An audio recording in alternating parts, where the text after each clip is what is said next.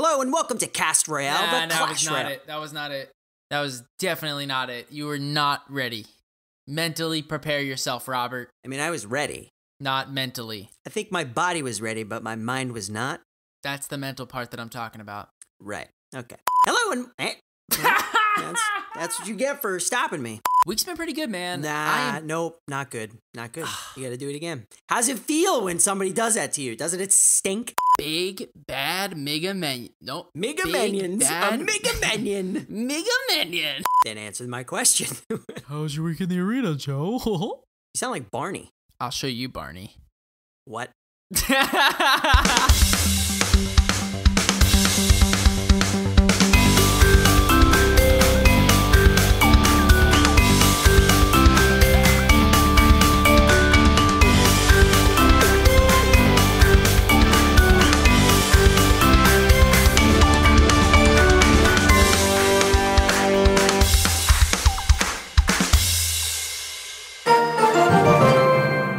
Welcome to Cast Royale, the Clash Royale podcast for casual players. I'm Rob. And I'm Joe. And this week we talk about esports, the changing meta, and discuss all other things Clash Royale. Bada bada, boom. I forgot to press record. Did you? Nope. Boom! And if you're listening on Apple Podcasts, Overcast, Stitcher, CLNSmedia.com, or wherever you get your podcasts, we hope you enjoy the show. So we're clearly starting off episode 58 with a little bit of sarcasm, a little bit of humor, and everything else you'd possibly expect from us. Yeah, which is just nuts. Yeah, I mean, would you rather be nuts or just totally and utterly boring? I would rather be nuts. Here we are. So dude, let's jump right in. How was your week in the arena? Week's been pretty good, man. I am currently sitting at 4,600 trophies. I actually just passed 4,600. As always, I'm still using the Mortar Mauler on the ladder because it's the only deck I can use on the ladder at the trophy count that I'm at. Kind of frustrating, but it is what it is. So I'm still using the Mortar Mauler. I'm having better luck with it this time around than I was last episode, so... Did I make you feel better about using it? Did I pump you up? Oh, for sure. Like, when you talked about how much success it was bringing you, but then, like, I was talking about how poor it was working for me, I was just, I gotta figure something out. So I did start to, you're gonna laugh at me, right? Because I totally like rated all over your parade when you were saying that you use it as a zap bait deck. Ha! But dude, I've started to do that whenever I realize that they use a zap or they use a log or something. Like I throw out like a knight and bats at the bridge sometimes. Yeah. And I'm like, I would have never done this before, but it works sometimes. And I'm like, well, learn every single day, man. Learn every single day. It also, something happened to me the other day. It helps pull out someone's arrows. If you're trying to see if someone has a set of arrows, that's a good way to do it too. Yeah, no, so I totally agree. So it's been working out really well. I'm excited to see if I can break 4,900 again this season. But other than that, man, I am still trying to level up my Expo deck. So I'm using that bad boy in challenges. I'm prepping for CRL. It's coming. We'll talk about it soon, but I am prepping for it, baby. And I just really want to start using the Expo deck not only in challenges, but also in the ladder, because it'd be really nice to have two different decks to play in the ladder, right? Because like playing the Mortar Mauler is cool, it works, but it gets boring playing the same deck every single day for a year and a half, right? So, yep. You know, that's where I'm at. But how about you, man? What's your week been like in the arena? My week in the arena has been pretty good. It's also been very frustrating because I made it all the way to like 4,500 already, but I immediately wound up dropping back down to like 42 something. So I'm just going to say I'm around 4,300 because that's kind of where I'm bouncing around between anyway. The trophy death spiral. It is a spiral, but it's also like, I don't know. I feel like it's a merry-go-round because not only are you going in circles, but you're on the horse going up and down, up and down, up and down. So it's like, I don't know. I can't handle it at all. It's more extreme than a spiral, I think. So it's like a twister merry-go-round. You're like spinning while going up and down. Right. There's got to be a name for that. Carousel. Carousel. What? Isn't a carousel another name for a merry-go-round? I think so. Yeah, it's got to be. Absolutely. Pretty sure it is. Okay. So anyway, you've convinced me, I've been playing a lot of challenges lately, but I've been actually doing pretty well. I have two decks that that I've been using. One is my random Mega Knight deck that has the Bandit in it, and it's pretty awesome, but it doesn't always work too well because counters. But I also have an awesome Expo deck that I got from one of our Discord clan members, Pendle, who gave me a pretty fantastic Expo deck that worked for many challenges. So I'm using that now too. Quick shout out to Pendle. Pendle is not only a Discord community member, but he is also one of our moderators on Discord. Does an awesome job. Appreciate all your help, man. But yeah, Pendle's got the right idea, man. Expo decks are the thing, and I'm telling you, they have been one of the most consistent decks on both the ladder and in challenges and in tournament play. And I'm excited for you, man. How do you like it? I like it. It actually gives me the exact same feeling I get when I finally get my mortar to lock on as when I get my Expo to lock on to a tower. So like when I finally get that connection, I'm just like, yes, just defend. Relax and defend. Yeah, well, I agree with you, right? But I think the cool thing about the Expo, which is super different from the mortar, is with the mortar, you have to wait a very, very long time for that thing to go off and shoot, right? Well, obviously, the obvious difference is that the mortar doesn't attack things that are really close to it, right? But the mortar, even when it locks onto a target, it doesn't shoot for 3.5 seconds. So even if you get that thing to lock on a tower, it's not guaranteed to shoot off because it's got a 3.5 second window before it actually fires. That's true, but it does more damage than the Expo per shot. Totally agree, right? But if you think about it, the Expo is more guaranteed damage because it shoots every 0.25 seconds. So the second that you get that thing to lock on, you're getting instant value on the opponent's tower. And the only way for your opponent to basically take you off of their tower or off of their target, troop, or whatever, is to zap it or freeze it. And, that it's got to be instant, otherwise you get that damage in. Whereas with the mortar, you have a 3.5 second window before you can zap it, and it's just more leeway. So I think the Expo is going to be a really good change for us. I'm really just excited to kind of just see how it works moving forward. Totally get that. And I actually want to keep talking about this, but we have so much stuff to talk about. The reason why I brought this up originally, which 100% stresses our original point, now that I'm playing more challenges, I don't understand why they cost 10 gems. And maybe I'm phrasing that wrong. Maybe what I should say is I don't understand why there's no base tier to play a challenge that's free. And that's the only way to play worldwide with another competitive person in a quote-unquote casual type atmosphere. Like 2v2 is a casual atmosphere, but you play with 3 other people, and in a lot of situations that's not necessarily the best way to learn how to play something. Plus your cards don't get leveled up or leveled down. I really want a free tournament. Like, I just want that. Yeah, no, I think that'd be really awesome, and I think we talked about that a lot on the last episode, so if you haven't heard it yet, be sure to check it out. But as you play more challenges, you learn more, you get better at the game, and it'd just be a really cool place where you can kind of just go in, not have to worry about any gems, not have to worry about winning or losing, and just test the deck, right? Like, that's ultimately what we want to try and do without feeling like we're losing something, like losing trophies or losing gems, just because the learning curve on certain decks could be like 20 games sometimes, and you just want to go against the learning curve, and you don't really want to face, trainer Sparky or whatever his name is, because it's not always the best competition. Right, and also, you could theoretically play against your clan, but your clan's not always on, and neither are your friends, so... Couldn't agree more. So, yeah, are you ready? This was my week in the arena. I'm ready. I hope you're ready, because I'm about to blow your mind with what I got in a bunch of chests. Number 1, first of all, not in a chest, but I purchased the Magic Archer. So now, once again, I have all the cards in the game. So I feel good about that. That's big, dude. Thank you. So that's the start of a fantastic week. Number 2, got a log from the Anniversary Magical chest. Boom. Then I got a Lumberjack from a random crown chest. What? Then I got an Electro Wizard because I won the Anniversary Challenge. Double boom. Then my season end draft chest contained a single Royal Ghost. That's gotta be it, right? Nope, of course not. I got another Electro Wizard from a crown chest.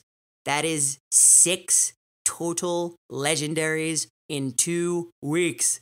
Dude, I don't even know if I've gotten more than 2 or 3 in 2 weeks. how did you pull off 6 in 2 weeks? That's like the perfect storm. You had all the stars lined up and they spelled out your name. And then they were just like, we're going to give Rob, Nonstop Rug, all the legendaries. And we're going to give Joe a whopping total of 0.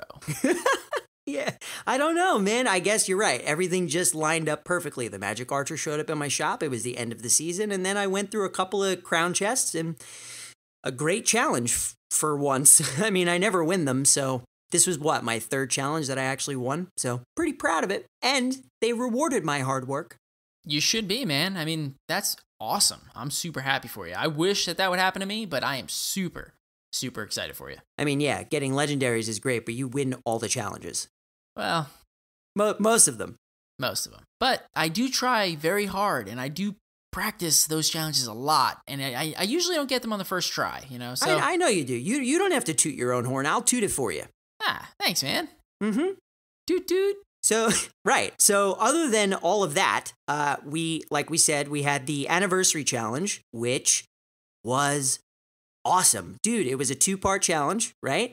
It contained a Retro Royale challenge and a Modern Royale challenge. Do you want to tell us the difference between the two? Yeah, so Retro Challenge is basically throwback, like old school Clash Royale. The very first cards, the beta cards that were introduced when the game first came out, were in this challenge, which was really awesome because there's no zaps, right? There's no log, there's no Inferno Dragon, there's none of that stuff in the game. So what winds up happening is there winds up being a really cool, like, giant beatdown meta, right? There's no log, so a Goblin Barrel sounds really cool. So, you just kind of have to, like, take advantage of the cards that weren't out or were out at the time of the game releasing, but not all the subsequent counters that kind of got released later. Modern Royale is kind of like the opposite, right? It's all the new cards, but not the beta cards, which again kind of represents its own different kind of meta. And I really loved the fact that it was 2 different types, right? It was kind of like before and after, right? And I thought that was really cool because the challenge itself never really lent itself to a specific kind of meta. And to be honest, because these types of challenges don't come out all that often, I feel like not very many people had a really good sense of what the best decks were. And so they were just kind of trying random stuff, which was pretty cool. I mean, you don't really see things like E-Barbs in a challenge setting. But in this challenge, you wound up seeing them a lot in the Modern Royale. True. Plus, you're also dealing with the fact that the Magic Archer just came out like a couple of weeks ago. So people are still trying to learn how to play it, and they think they know how to play it, but they really don't. You know what I saw people use a lot, dude, in the Modern Royale challenge? The Zappies. Ooh, you're right. That's true. I actually didn't even notice it until you said that. And if you think about it, the Zappies couldn't get countered by a fireball because there is no fireball in Modern Royale. There is a poison, but that's really the only spell that can effectively take them out without losing a lot of elixir. Right. Yeah, I really like this challenge too, and I think my favorite thing about it was the fact that they did the Retro Royale based on crowns. And you got your free entry for both of them. Obviously, the Modern Royale was based on actual wins, but I love when they do the base challenge, when they do these chain challenges as crowns, because once you do your free entry, you don't have to pay to do it again because you never lose. I totally agree. And you know what's funny, dude? Now that you mention it, I feel like that should be like the basic challenge. It shouldn't be like a 12-win challenge. It should just be until you get 10 crowns. That would be awesome. I would love something like that. Just something that's free, that's 1v1, that is at tournament standards that you can play with someone anywhere in the world at any time of the day. Totally agree. But what I found was really cool were the 2 free chests that they gave us in the shop. Really appreciated this and totally appreciated the fact that I pulled a legendary out of this, the magical chest at least. I like the lightning chests, but like, I don't know. I like them. I like them a lot. I just always feel like I get the short end of the stick because I don't use my strikes at the right time. Or I use them all and then I'm stuck with whatever I have. Yeah, no, I'm in the same boat. You know, wonder what I found kind of annoying about the 2 free chests in the shop kind of thing? Tell me. So, like you said, they gave us a magical and a lightning chest. And I don't know, man, like I just feel like on Twitter, I just saw a lot of like negative connotation. Like people were basically saying, why would they give us a magical and a lightning chest for the 2-year anniversary of Clash Royale? But last year, they gave us 2 free magical chests. And I'm like, I get it, man, right? like, Clash Royale 2 years, you get a magical and a lightning. Clash Royale 1 year, you get a magical and a magical. Both free, both, 2 sets, right? But in my opinion, I mean, we also got a free boost for the week, right? Like, they also gave us a free gold boost, and you could then purchase, what was it, chest boosts or card boosts, right? Or whatever it is. I think so, yeah. And in my mind, dude, I'm just like, I don't know. I just feel like people should just be happy with what they get for free. And anything is better than nothing. Yeah. And all we want is like a free tournament or challenge. But right. Once it comes out, we're not going to be like, oh, that was cool, but now we want this. Like, I don't know. I agree with you, man. That's just our mentality, and I think that's a lot of our community's mentality. But you always have to remember, someone somewhere is going to be mad about something. Like they can't appease everybody, and honestly, don't play if you're not happy with them giving you free chests. Like, free is free. Enjoy it. Yeah, I mean, you hit the nail on the head, right? Like, if you don't appreciate it, then don't play it, right? But at the end of the day, it's a free chest, 2 of them. What did Grandma used to say? If you don't have something nice to say, don't say nothing at all. She did say that. She said a lot of really funny things too, she but did. maybe we'll save those for another show. Maybe. But I don't know. Our mentality, I just saw it all over Twitter, over the past 2 weeks, and I just couldn't stand reading it. So I was just like, you know what? I've got to say something about it, just because we can't be the only ones that felt that way, where I was reading it and I was just like, really, guys? I mean, really? Yeah, it's toxic. It's not a good environment. And that's what we complain about stuff on this show, but like, not stuff that's free. Like, we usually don't complain about free things. Right. But then, on top of that, it just, like you said, negative connotivity. And then what happens is people read that and they're like, oh yeah, and this update is just taking way too long. Now, granted, I get it, right? Update, people want it sooner. People always want an update sooner, just like the balance changes used to come out very, very long time frames in between each other. Mm-hmm. When they came out 2 or 3 weeks from one another, people loved it, right? Same thing with game updates. The more frequent they are, the better or more refreshing people feel about them. But at the end of the day, Supercell is going to do what they feel is best for the game, and they're listening to the community, and I'm excited for when this new update comes out. But what this other negative connotation does is it just pours in all the haters, and all you see is that negativity on Twitter, and I'm just like, man, I really wish that this would just end already. Yeah, they invented this really cool thing on Twitter. It's called the mute button. Yeah, I haven't quite figured that one out yet. Tonight we are sponsored by Dollar Shave Club. Rob, with thousands of athletes that were just going for gold in the Olympics, it got me thinking. With all that Dollar Shave Club has been doing lately, as the clear champions of the bathroom, they deserve a gold medal. Dude, I got my starter set sent right to my doorstep, and it had the executive razor, which is the highest quality razor that they offer, and Dr. Carter's shave butter, which left my skin feeling smooth and silky. Yeah, and I bet you it was a lot easier than going to the store, right? Wandering down aisles, trying to figure out where the toothbrushes are and the razors are. I feel like I'm hunting when I'm in the store, but not with Dollar Shave Club. Exactly, man. And Dollar Shave Club has everything, and I mean everything you need to look, smell, and feel your best. Shampoo, body wash, toothpaste, and of course, the best razors we've ever used. So, like the Olympians, go for the gold. Join Dollar Shave Club today, and for just $5 with free shipping, you'll get the Dollar Shave Club starter set. It has the 6-blade executive razor, plus trial sizes of shave butter, body cleanser, and 1 wipe Charlie's. Then keep the blades coming for a few bucks more a month. Get yours at dollarshaveclub.com/royale. That's dollarshaveclub.com/ROYALE. Thanks a lot to Dollar Shave Club for sponsoring our show. We had one more challenge. The Pro Deck Challenge. So it's actually very similar to the YouTubers Challenge, where we actually got to play a bunch of pro level decks. And bro, I felt so much more comfortable playing these decks than the YouTubers Challenge decks, because you've convinced me to play more challenges. I mean, I don't doubt that that's true, because the more challenges you play, the better you get at the game. But I do think, man, that the primary reason you felt more comfortable with these decks is because pros made them. Right. And because they're probably just much better decks overall, more synergized, just better overall. They've got better kits for offense and defense. And, I agree with you. I just felt like these decks clicked more. I felt like some of these decks had a really really high skill cap. The one that comes to mind for me, at least, was the one that Colton Wall created. Oh, it was the one that was like a princess and the prince. Yeah. It was with the Goblin Barrel, the Goblin Gang. Like, there was just so many little things going on in this deck. So it was like a log bait or spell bait deck, but it had didn't it have the Magic Archer too? It had the Magic Archer. So let's just round off the deck. Magic Archer, the Log, the Tornado, and the Ice Spirit. Right. So, dude, I mean, it's got like the tornado. It has no big spells. It is purely and utterly a spell bait deck, but doesn't have the kicker spell like the Rocket. And you've got the Princess and the Magic Archer, both that died of Fireball, both that died of Poison. And I don't know, man. I just felt like it was so incredibly good because certain people used it so well against me, but I just couldn't win with it because I just couldn't figure out the best way to use it and synergize all the cards together because I didn't do it well. But that deck, I just saw it work so incredibly well.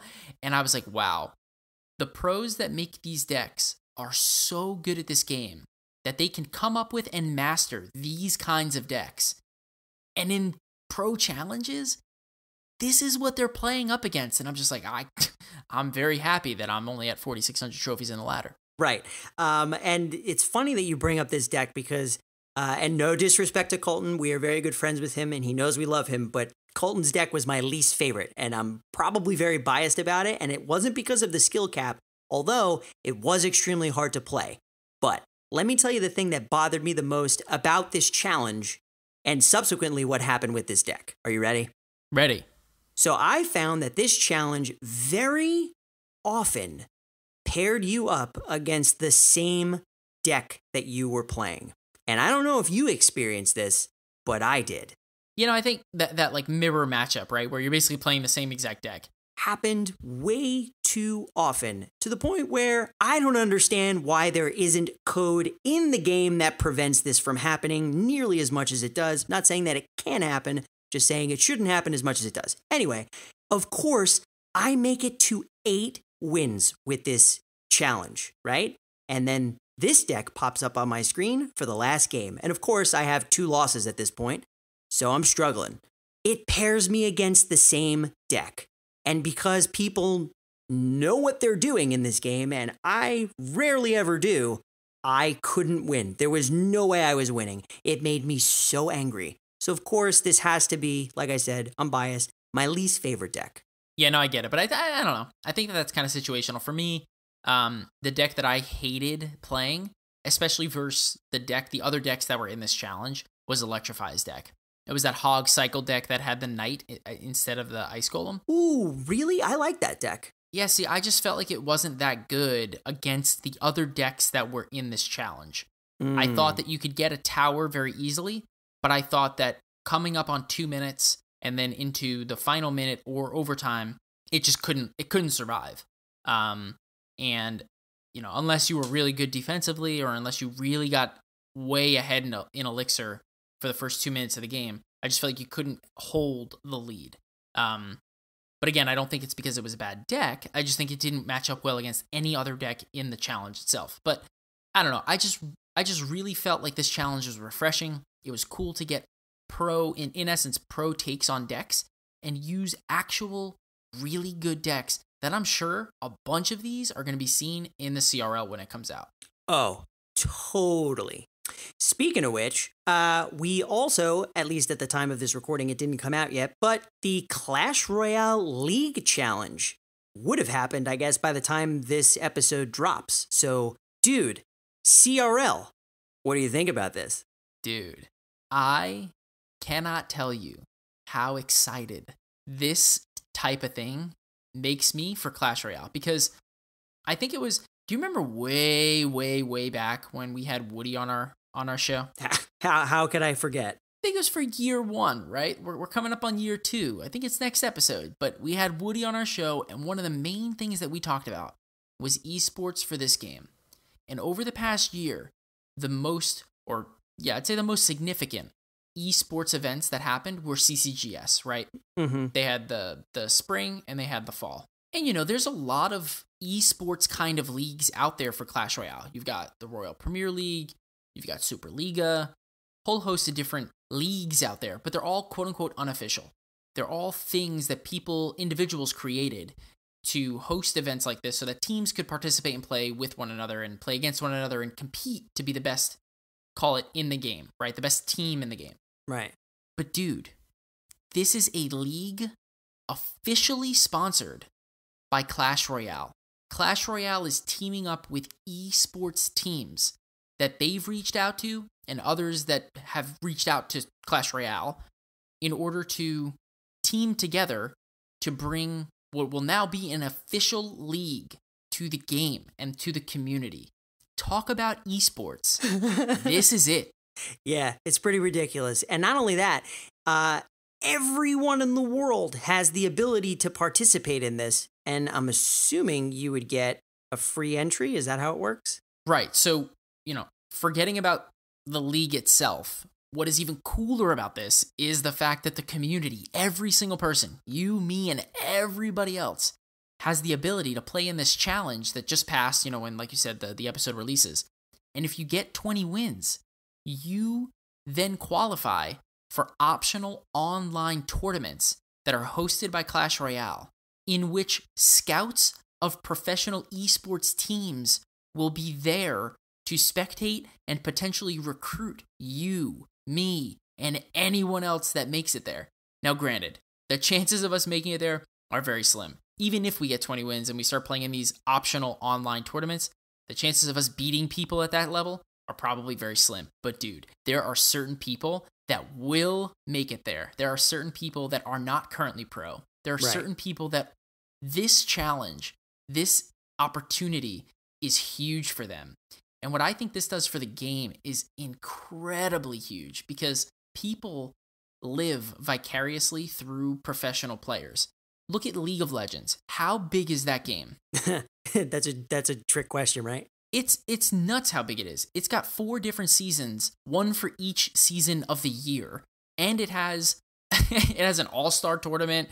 It's also got a world championship tournament. I mean, at the end of the day, it's things like it's like every sport combined in terms of all year round. And then, oh, by the way, it's got like the Super Bowl of all esports games. Right. But that's because it has such a huge fan base, because so many people watch it and then relate to these teams, and it just gets so huge. And what happens is there becomes so much money invested in the game itself and the community that it becomes very lucrative for the game itself, which is why I'm excited that Clash Royale made it an official league, because now companies, investors, people who are sponsors have the ability to grow the community, the game, the sport itself. And it's just super, super important. And I think this is going to be really big for the game, dude. No, I absolutely think that this is going to be really big for the game. I'm more excited for the fact that there are hidden gems, so to speak, in the world that are waiting to be discovered, and maybe they don't have the presence on YouTube, maybe they don't have the know-how or the following on Twitch, or maybe they just don't have the right connections to be invited to one of these like high-end tournaments. Like, I feel like this is an incredible way to funnel the planet, so to speak, and just really get down to people who would otherwise go undetected or undiscovered. Dude, this is like, I mean, without the judging, this is American Idol for Clash Royale. This is The Voice. This is all of those types of things where like people that are not anywhere near pro-level players in terms of status, in terms of followings, but they can play. And they know how to rock this game, and they're finally going to be in front of the people that matters to. I couldn't have said it better myself, man. I think that what you just said is the crux of why this is important, because it gives, like I said, you and I won't make it very far in this, but I mean, you might make it to the optional section. I might, but the chances are small even still. Right. Okay, fair. But what's so awesome is the fact that there are people who are like you and I, who now are getting this opportunity. And just the fact that we have the opportunity is even cooler. Yep. And like I said, I think it brings interest to the game. I think it allows the game to grow bigger. And once all of this is kind of said and done, and these leagues turn into action and game and play, and it's streamed on Twitch, and then those games are then put on YouTube because people want to watch the replays, and then people go watch the replays, and then people watch it with their friends. I mean, this thing will be huge. And if they can ever make this thing into like multiple seasons where there's, different qualifying stages and then ultimately a championship, it's going to be incredible for the game. And like I said, I just cannot wait to see how this thing turns out. Yep. So take advantage of it, because the bigger we show that this is, the chances are much higher that they keep doing stuff like this. That's right. What I found was really interesting is that the teams were, we'll link, Clash Royale had gotten a lot of questions on this, so they actually posted something on Reddit, which was like a Q&A. And one of the things that I found interesting was that the teams that are in this were pre-selected. You and I can't create our own brand new team and just submit it to Clash Royale and now be a part of Clash Royale League. These teams were predetermined, preset based on their current status in the Clash Royale community, based on their funding history, whether they have solid financial status, and things like that. So I think there's a lot of factors, and I just cannot wait. Like I said, I'm probably rambling on a bit, but I'm just super excited for this thing to see how it goes. It's okay. I appreciate the excitement because I'm excited with you. Boom. So let's move on to our meta check. Meta check. And as always, our boy, Sir Devin, Lloyd Christmas, comes to us with another phenomenal meta check. I don't know, man. I don't know how he's going to top the Yearbook Awards. But knowing Devin, I'm sure he did. Well, that's right. But one thing to remember, Rob, is that you only have to top the Yearbook Awards for the next yearbook. Ah, true. Valid point. Right. You don't really compare the day 3 of school to last year's yearbook. You know what I mean? Right. No, I agree. But without further ado, like you said, our boy Devin, Lloyd Christmas, hit us with the numbers. And Rob, you may think some of these are down your wheelhouse, but the others, I think you're going to be shocked by. I'm excited. So let's jump in. First up, he's big, he's bad, and he's currently a top choice by the pros. The Mega Minion checks in as the number 2 card overall, with a 52% showing over the last 2 weeks. Nice. This is a highly versatile card that is popping up all over the place. From beatdowns to cycle and everywhere in between, the Mega Minion may just be the best defensive card in the game. I can see it. But don't forget, this card also has very tremendous offensive counter push potential. And I think that this is what allows it to be such a highly versatile card in the game. Boom. Next up, the Dark Prince. The Dark Prince continues to maintain a strong pace this week, checking in as the number 3 card overall, tying with the Log. Hey, you just got one of those cards, didn't you? I did. With a 34% showing over the last 2 weeks, the Dark Prince also passes the Prince in total tally. The Prince may get all the notoriety, Rob, but Devin says that the dark horsed Dark Prince has finally taken the lead. I have seen this card so much, and dude, he is super strong. Like, I can't handle it. I need my knight. If I didn't have a knight, I wouldn't be able to handle him. I couldn't agree more, and the fact that his hit speed was increased just allows this card to get so much value, not only when it connects to a tower, but whenever it connects to anything. It doesn't get distracted by Goblin Gang as hard anymore, doesn't get distracted by the guards as much anymore, because it can just shred through them so much faster. 0.1 seconds doesn't seem like a lot, but it's a lot, especially when that thing gets on your tower. It's a lot, especially when it's hitting multiple things at once. That area damage does a lot. Couldn't agree more. Next up, even after the latest nerf, the Mortar. Ooh. The Mortar has been atop the leaderboard at a respectable clip of 14% over the past 2 weeks. Consider this, Rob. The Mortar appeared in a total of 28 decks of the pros over the first year's meta check. These last 2 weeks alone, the Mortar popped up 7 times, nearly 25% of the last year's total times used. With the Mortar's uptick in usage by the pros, it's definitely due for another nerf. And while I hate what Devin just said, it literally kills me inside a little bit. I think he might be right. If you think about it, the last like 6 balance changes have all targeted the Mortar Mauler. 8 of 8 cards got nerfed, or 6 of 8 or something. What is Woody doing? How is he handling this? Have you talked to him? I gotta talk to this guy. Oh, I've spectated his games, and let me tell you, Rob, he has switched, and he has switched hard and fast to the Expo. Oh, Expo Mauler doesn't sound as good. It doesn't sound as good, but he's a smart man, Rob, because he's noticed all these nerfs, and he just knows. He knows that the Expo is not going to get touched, and that is the more consistent, more reliable, and not nerfed deck. Currently. All right, anything else? One more. You ready for this? Ready.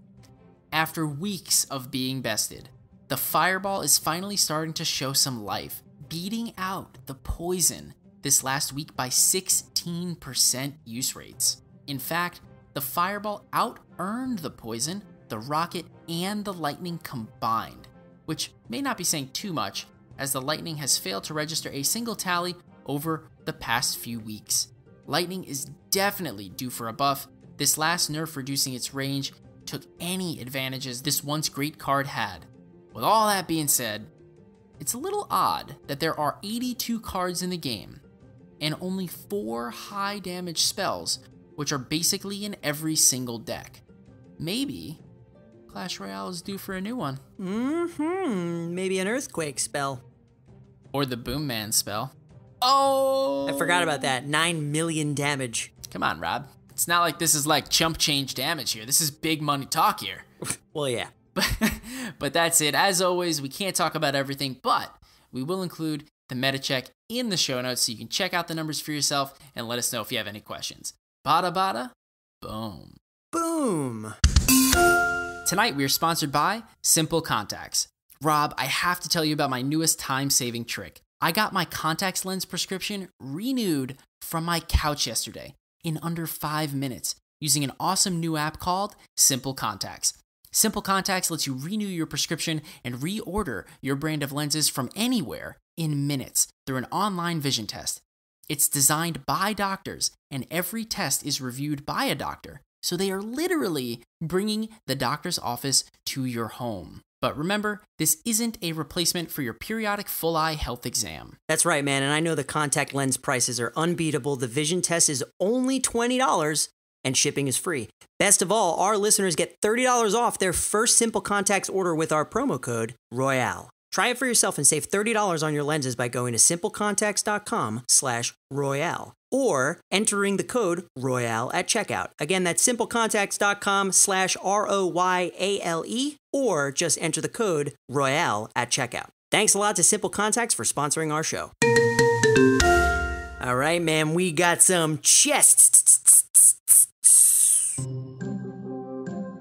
To open? to open. I don't know. I didn't know if we were just going to look at them this time around. I mean, we could stare at our chests. We'll see what happens. Well, that sounds boring. It is boring. That's why we're going to open them. So what do you got? So I've got a clan, a crown, and 2, count them, 2 big dogs. Ooh, I have the exact same set of chests. Copycat. Maybe. Some might say I envy you, right? I'm a little jealous. It's the highest form of flattery, I think. That's what they say. How do you know I didn't get my chest first? Because, as you say, the little brother never leads. Well, right, but this could also just be strategy for me to tell you. You want to know what, Rob? Here's what I'm going to tell you. This is a Joey Deluxe. No! Regardless of whether you or I get the chests first, basically, what you're doing is totally and utterly and unconsequentially copying my chests. And what I will tell you is this: whether you copy me or I copy you, I will never go first. Because you know the motto, Rob. The little brother never leads. Boom. Joey Bag of Donuts. Here we are. He hasn't been here in a while. I'm glad he showed up. Yeah, he's got to come in and out every once in a while. If he's there every time, you expect him. So, you just got to change it up every once in a while. Right. Well, I was told once, comedy is timing. Well, that's right. He did say unconsequentially, and I don't really know what that means, so I'm just going to go with it and move on. Right. Yeah. So, I guess, if so facto, I must go first. Are you ready? Oh, I'm ready. Clan chest or crown chest? Clan. Clan. Level 10 clan chest. 1,620 gold, as always. Boom. 26 minions. Hmm. 27 blue-hatted bombers. Well, that's frustrating. It is. But I got 46 ice spirits. Nice, Mortar Mauler, baby. Dude, I need 943 more to get them to max. Boom. But you don't have the gold, right? I have the gold. I have 111,000. That's awesome. Yeah, and that's after I bought the magic archer. I was gonna say, you're rolling in dough right now. Well, because I'm not upgrading anything, so I'm saving. Makes sense. It's my retirement plan, made up of cards. It's called planning, Rob. Right. 69 zaps. Zippity zap, don't talk back. Ugh. 73 e-barbs. You know, it's funny. We just talked about the e-barbs in Modern Royale, and they were like, you know what, Rob? You probably want these. Yeah, well, they're probably wrong. I would agree. Yeah. Not as much as this, though. 2 rage spells.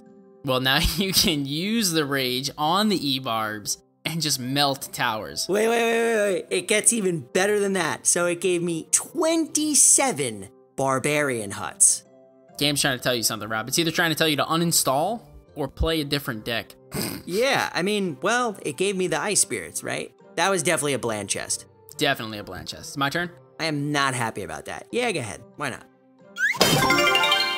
Oh, no. I just opened up my crown chest by accident. Dope. Well, here's my crown chest. Here goes nothing. 647 gold, 3 gems, Nice. 17 royal giants. Ooh, well, yep. The game's trying to even this out here. For sure. 23 ice spirits, Mortar Mauler, baby. Nice. 40 minion horde. Okay. And 8 big bad mega minion. Boom. So that wasn't too bad. Boom. I mean, only one of the most defensive cards in the game, right? Well, so we've been told by Devin. You want to know what I heard about what Devin says, Rob? It's fact. It's kind of like Google. If he says it, it's right. Right. Wikipedia, too, I heard. I heard that's a great source to use for school papers. Right, but we would never use anyone other than Devin for the meta check. We would never use Google. We would definitely never use Wikipedia. And we would only use Devin. This is 100% truth. You only speak the truth. Fact. Right. So my crown chest, which is kind of appropriate. You ready? Ready. 687 gold. 2 gems. All right. Challenges. Here I come. It's sad that I have 109 gems knowing that I can only play 10 challenges. Like, how sad is that? Yeah, it's pretty sad, but hey, Yeah. Get one more gem. Get one more gem and you'll be able to play 11. Ooh, I'm so excited. 16 skeletons. R.I.P., man. Rip, Larry, rip. Yeah, I'm happy about the skeletons. Don't take my tone the wrong way. I'm happy about the skeletons, but I miss Larry. Yeah, it's like pouring salt into an open wound. It's still too soon. Right. Oh, actually, I found out Larry's not dead. He's in the skeleton army. Go check the tooltip. What? Read it. Spawns an army of skeletons. Meet Larry and his friends Harry, Jerry, Terry, Mary, etc. But wasn't it always that tooltip? I don't know. I don't really care, but he's not dead. He just went to a different party. So did they clone him? Maybe. I mean, I'll take Clone Larry. Oh, I'll definitely take Clone Larry. I would take Clone Larry a bit more than any of these other cards. Yeah. Especially Jerry, Harry, Terry, or Mary. Yeah. No, 100%. They all sound like potty poopers. Poddy poopers, you need Larry. He's the life of the poddy. So anyway, time for the rest of my chest. 21 skeleton barrels. 42 ice spirits. Nice. So now you're what, like 850 away? What? You're an accountant. You can't do basic math? I am 901 away. Oh, you said 950 before? Before you said 900. You lie. No, I said 943. Well, And now I got 42. So, math? here's what I would tell you, Rob. I don't even want to know. I just want to finish my chest. I said I know how to do accounting, but don't let me do your taxes. Right. And the last card, 9 Furnaces, which go well with one of my challenge decks that contains the Mega Knight. So I am happy with my Crown Chest. Nice. All right, I'm up. Clan Chest. 10 of 10. Here we go. 1,620 gold as per usual. Rip 11 Larrys. He's just at a different party, man. Rip 14 Minion Horde. 57 Goblin Gang. All right, that's good if you want to play Colton's deck. That's true. 58 Minions. 100 Goblins. Ooh. This one hurts. 27 heal spells. No! It's like heal spells are supposed to be so nice and comforting, but honestly, nah, this just hurt. I mean, they only work in like 1 or 2 types of deck, so whatever. Not even anymore. Well, I mean, 3 Musketeer decks. And 3 Princes. Nice. So, that wasn't such a bad chest, but the heal spell, if that heal spell was a fireball, I'd be real happy. I would agree.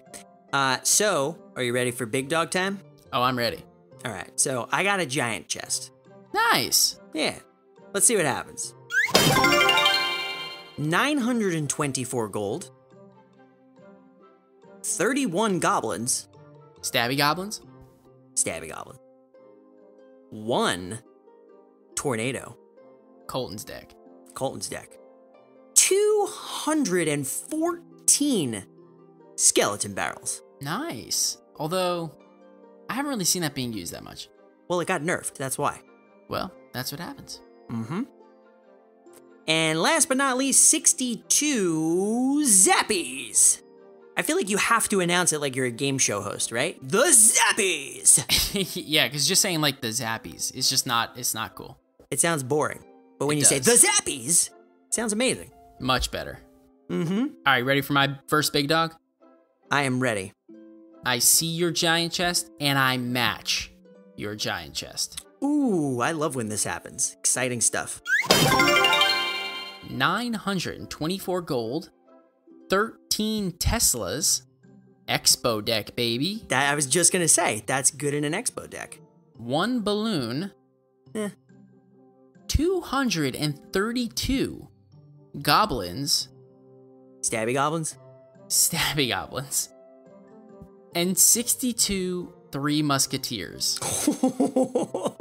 So, I think this was a decent chest, but I mean, I only use the Teslas, so, oh well. Well, I mean, they did give you heal spells earlier, so I said 3 musketeers, and you didn't want to have anything to do with that. Well, you're right, but at least I've got one more big dog. What you got? I have a super magical chest. Nice. Yeah, so hopefully I can pull out a 7th legendary in 2 weeks. That would be fantastic. That's definitely got to be a record for a non-gemming free-to-play player. Who also hosts a podcast. Boom. So you're narrowing this down to literally you and I. Great. Just us. Yeah, exactly. Are you ready? I'm ready. All right. 7. Wow. I forgot how much gold they give you. 7,128 gold. Nice. That's huge. Talk about gold for upgrades. There you go. That's like a full upgrade for a lot of cards. That's awesome. 13, in your words, elixir pumps. Nice. 31 singular musketeers. Okay. Much better value. 39 zappies. Is that what you're gonna do every single time now? I mean, you're more excited, right? Now that I said it like that? Absolutely. Right. So then the answer is yes. Great. 75 mini pancakes. So, mini P.E.K.K.A.s? Right. Pancakes. 606 Tesla towers. Are you kidding me? I wish you could trade cards. I want not that. Kidding you. I know. Oh! No. The Magic Archer! Dude! 7 in 1 week? 7 in 1 week, and I can upgrade it now to level 2. Yeah, of course you can, because you got all that gold sitting there. And it only costs 5,000 to upgrade a legendary. That's so awesome. This would only happen to me after I spend 40,000 gold in the shop to buy him. Well, you could look at it that way, or you could look at it as, hey man, I can get this thing to level 2. And that's how I'm going to look at it, and the fact that I just pulled my 7th legendary, I am super excited and very proud of myself because it's all luck. It literally has nothing to do with me. Right, but you managed to pull it off somehow. Right, but for whatever reason, Supercell decided to give me another card. Are you ready? If this is another legendary, I don't know if I'll be shocked, upset, happy, or indifferent. It's not a legendary, but it is an epic, and 27 of them. What? Tell me it's the Expo. No, I wish. 27 baby dragons. Nice, that's a good one actually. Yeah. For Golden Beatdown, nice. That was a really good chest. Really awesome chest. Yeah, that was probably one of my better super magicals. I'd agree. All right, you ready for my last chest? I'm ready. Please tell me you can either match it or raise me. Dude, I've got the creme de la creme of chests. Well, in my mind, there's 2 creme de la creme. So what is the creme de la creme that you brought to the table tonight? The legendary King's Chest. Ooh. This is the chest that guarantees draft and guarantees a legendary. You ready? I'm excited, yep. And we're pulling 2 on the show. Heyo! Here we go. Legendary King's Chest. 4,200 gold. Ooh, that's mean. I have to either draft the knight or the goblins, and since I've maxed out my knight already, I will go with the goblins. See, the game shouldn't even give you that. Yeah, well, it's just, how the cookie crumbled. I have to choose 54 bombers or 54 Tesla towers. Tesla. Well, that was easy. 187 fire spirits or goblin gang. Ooh, I don't know. I'm gonna leave this one up to you. I usually help guide you. I go goblin gang. All right, I agree with that choice. I like both cards. 70 giants or 70 barbarian huts. Giants. Absolutely, positively, giants. Mm-hmm. Well, this one couldn't be any easier, Rob. Really? 10 clones. Yeah, well, whatever. Don't even you pick the next card. Just pick that card. 10 goblin barrels. Pick it. Goblin barrel. Done. 13 golems or 13 princes. Oh. This one's hard, man. Yeah, that's a tough one. Well, let me ask you, what do you find yourself playing more? Oh, golem. I typically play, in challenges, I'll play, golem beatdown more than I'll play, giant double prince or the prince spellbait decks. Right, but in challenges, it levels your cards up, so does it matter? No, they're both tourney capped. What's the closest to an upgrade? Closest to an upgrade is the golem. So I would pick the golem. Golem it is. Wow, I'm impressed. And a legendary. Spinning. Oh, dude. The bandit or the Inferno Dragon. This one's a tough choice, man. I want to pick the Inferno Dragon, but if I pick the bandit, I can get her to level 3. Yeah, you could. And it's funny because both of those cards work with your previous choice. Well, that's true. But I don't know, man. I just feel like I use the Inferno Dragon so much more than I use the bandit. Do you? I feel like I just like the bandit more. But this is your chest, man. If you want to go for Inferno Dragon, do it. I'm going to throw the curveball, dude. I'm going to go Inferno Dragon. Inferno Dragon it is. Inferno Dragon. Awesome chest. That one definitely didn't let us down. I love that. It's the first legendary King's chest I've ever gotten. I think it's cool how it's kind of like a season end draft chest, but a guaranteed legendary. So it was fun, man. Super fun. Absolutely love chest openings. Well, I mean, especially when we pull a legendary, but also when we pull 2. And technically we pulled 3, but you had to narrow it down. Well, I guess that's right. Yeah, I mean, I won't take credit for things I can't pick, but yeah, I agree. Right. We're gonna have to do some serious saving for the next episode if it's our 2-year anniversary. Oh, you're not kidding. It's gonna be big. Boom. Boom. Tonight, we're sponsored by Stamps.com. Joe, these days you can get practically anything on demand, like our podcast. Listen whenever you want, when it's convenient for you. Did you know you can even get postage on demand? All you need is Stamps.com. With Stamps.com, you can access all of the services of the post office right from your desk. Buy and print real U.S. postage for any letter or any package, all available 24 hours a day, 7 days a week. Just click, print, mail, and you're done. Stamps.com will even send you a digital scale. You can weigh your letters and packages and print the exact amount of postage every time. That's right, Robin. As many of our emailers would know, we are super busy here at Castle Royale, and we use Stamps.com in order to print, ship, and mail out for all of our Patreon supporters and any of our business needs. And I gotta tell you, it is by far the easiest and most convenient possible way to mail out anything. And right now, you can get a special offer for a 4-week trial, which includes postage and a digital scale from Stamps.com using the promo code CAST. Don't wait. Go to Stamps.com before you do anything else. Click on the radio microphone at the top of the homepage and type in CAST. That's Stamps.com, click the microphone, and enter CAST. Thanks a lot to Stamps.com for sponsoring our show. So, let's move on to our deck spotlight. Deck Spotlight! And this deck is called the Golden Ticket because it will most certainly get you 12 wins in almost any challenge. And it's an average elixir cost of 4.0 that contains the Flying Machine, the Miner, the P.E.K.K.A., the Goblin Hut, the Royal Ghost, Zappies, the Poison, and the Zap. So Joe, how do we join the 12-win train?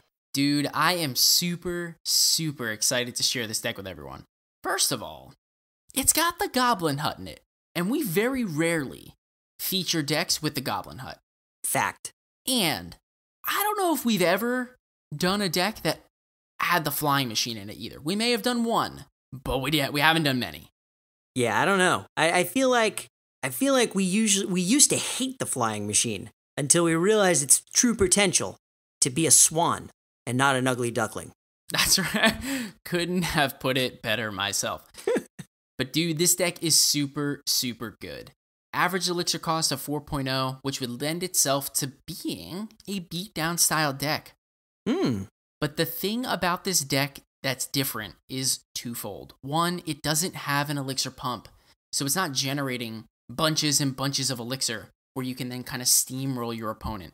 And second, the deck actually acts as a chip damage type deck where you can control the map through the Goblin Hut placement, doing chip damage on your opponent's tower. The coolest thing about this deck, man, is the fact that the Goblin Hut doesn't have a great answer for it. Any spell that gets used against the Goblin Hut basically lends itself to a negative elixir trade, but the opponent still takes damage on their tower. Because of that, your opponent has to answer with something. At that point, you pretty much just want to defend. After you've got your Goblin Hut out and you're chipping damage, you just want to defend. You can also use your Miner along with the Goblin Hut to get extra damage on the tower, because eventually the tower is going to lock onto your Miner while the Goblin Hut builds little spear goblins to do plenty of damage to your opponent's tower. But don't use the Miner too soon, because the Miner plays an integral part in this deck.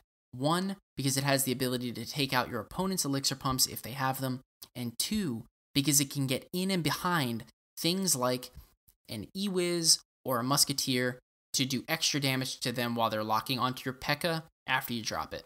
The fun thing about this deck is the fact that there are plenty of cards in the deck that have spell bait potential. For example, the Zappies, the Flying Machine, and the Goblin Hut lend themselves to being either poisoned or fireballed.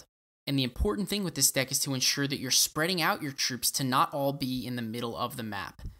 If your Goblin Hut is in the center of the map, you want to place your Zappies and or your Flying Machine on the far end of the map closest to the edge.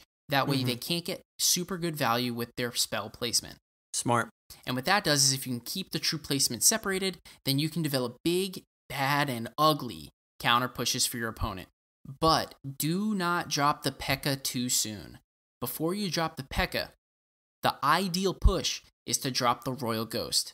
And people wouldn't think, Rob, that the Royal Ghost is the right play. But here's what I'll tell you.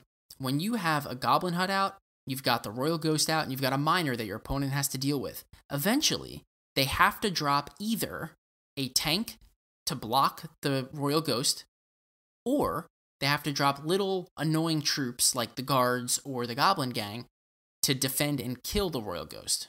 Or a building. Or a building. That's a really good point. Because air troops will not kill or will not attack or will not make him come out of invisibility, right? Right. Once you can bait out your opponent's cheap troops, they don't have the cheap troops to kill your P.E.K.K.A. Also, if you can bait out your opponent's tanky troop like a knight or a giant or a golem to defend against, then they don't have that to kite your P.E.K.K.A. They don't have the knight to tank for their smaller troops when the P.E.K.K.A. goes in on the opposite side. Yeah. You want to use your P.E.K.K.A. absolutely, positively, defensively, and only after your Royal Ghost gets used, because by then you're baiting out the opponent's counter for it. It seems ironic, right? The Royal Ghost baits out something that the P.E.K.K.A. would care about. Yeah, it is a little ironic. But let's look at it this way. If you don't bait out your opponent's Goblin Gang or the guards, what are you going to do when your P.E.K.K.A. goes on the opposite side of the map and gets distracted for so much time because there's 6 or 5 little guys that are around him trying to kill him? Resort to plan C or waste my poison? Right, and the thing is if your opponent has really good placement with their small troops, you're not going to get a value poison. You're not going to get the tower plus all their other troops. But the poison and the zap have very good use in this deck. So you don't want to use it all the time, but like I said, this is a chip-based damage deck. There's no problem using the Goblin Hut, then using the Miner, and just Miner poisoning. You can't be afraid to cycle your cards and do chip damage, because you know that you've got the Flying Machine, which is a great defensive card, Big Mama P.E.K.K.A., which is a super great defensive card, and also you've got the Zappies, which definitely slow down your opponent when they're on the offense. So overall, this is a 4.0 elixir cost deck. It is a quote-unquote beatdown style deck, but it's got little hints of chip damage in it and can be played very versatilely. And if you play it right, your opponent will have no way of defending all of the different aspects that this deck has to offer. Boom. I cannot wait to take this deck into challenges. Man, I'll tell you, I have seen this deck in so many challenges. I have seen it in Grand Challenges. I've seen it in Classic Challenges. I've seen it in Twitch League play. And let me tell you this, every single time that I see this thing played on Twitch, the casters that are announcing the tournament will say, this deck right here is easily one of the best decks in the game currently. That's awesome. Well, I'm glad you picked it, and I'm glad we featured it on the show. Boom. Boom. So take it for a spin, hope you like it, and be sure to let us know how it works for you. Awesome. So, we got some reviews. Finally, our reviews are back. They're up and running. We're ready to go. We think they're up and running. So far, the system that we normally use is back running, but we have no idea if it's going to continue updating. So we want to make sure that we get these out on the show as soon as possible before they disappear and we forget. So we got 13 reviews, and we are going to read out one. Are you ready? Oh, I'm ready. This one comes to us from Dabble $1885 from the United States, and they write, cooler than Fortnite. This podcast is awesome. I started listening a few months ago, took a few times, but then I was hooked. Rob and Joe do an outstanding job. The entire podcast is full of fun and interesting commentary, but I especially love the chest openings. I am very fortunate to be a part of Cast Royale 2, which has been an amazing clan experience. The members are nice, and it is very family-friendly. I am also a part of the Cast Royale Discord. Lots of cool players giving advice and just talking about the game. Cast Royale is an amazing community and podcast, and I'm so happy to be a part of it. Boom! And that was their boom, not my boom. Double boom, dude.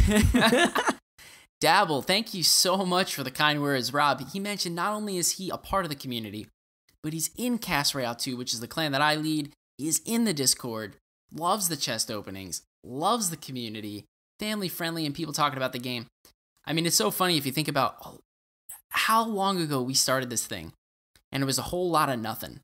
And over time, it's just built into a community of friendly, fun players who just want to learn, grow, and get better at the game together. And this review just captures all of that. And honestly, when I read it the first time and when you were just reading it, it really just made me feel really good. And I can't thank you enough, Dabble, for being a part of the community and also for the kind words. Boom.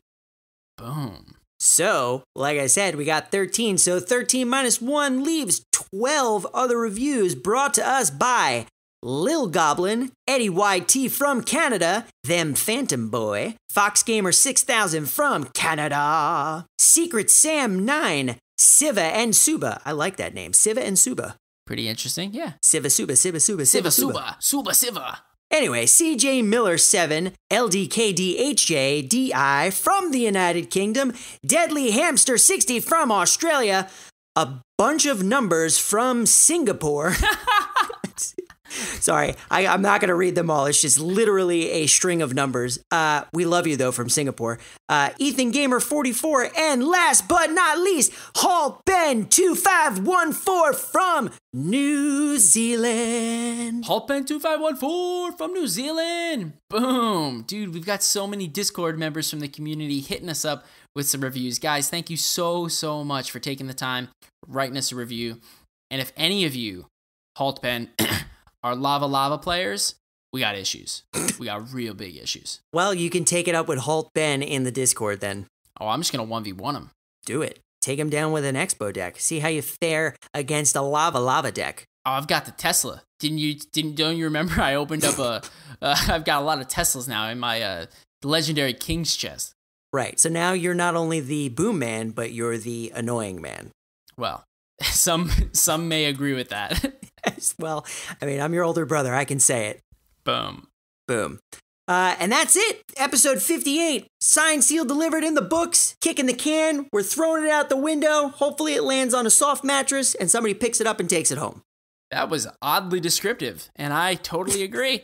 Yeah. So if you would like to join our clan, we do our refreshes every Saturday night into Sunday. But we tell our Discord members first, so be sure to join our Discord to join in on the conversation and learn when we actually have open spots. That's castroyalpodcast.com/Discord. And as always, if you'd like to reach out to us on Twitter, you can do so by using the handle @PodcastRoyale. And to confuse everyone even more, we started an Instagram. So check us out @CastRoyalePodcast. Every username we have is just a different combination of all of those words. Right, but if you try any combination of those words, you might find us. Right, so just try it, see what happens. You're bound to hit somewhere. And also be sure to check out our YouTube channel at youtube.com/CastRoyalePodcast. Plus, big thanks to clnsmedia.com for having our show on their website. You can discover many new podcasts there and also check out the latest episodes of our show. And a huge shout out to Simple Contacts, Stamps.com, and Dollar Shave Club for sponsoring our show tonight. Boom. And that's it, man. We are done. I'm going home. Wait, I am home. Well, you are home, Rob. Right. I'm signing off then. Until next time, for another hodgepodge of everything. Hodgepodge of everything. Boom. Bye. Bye.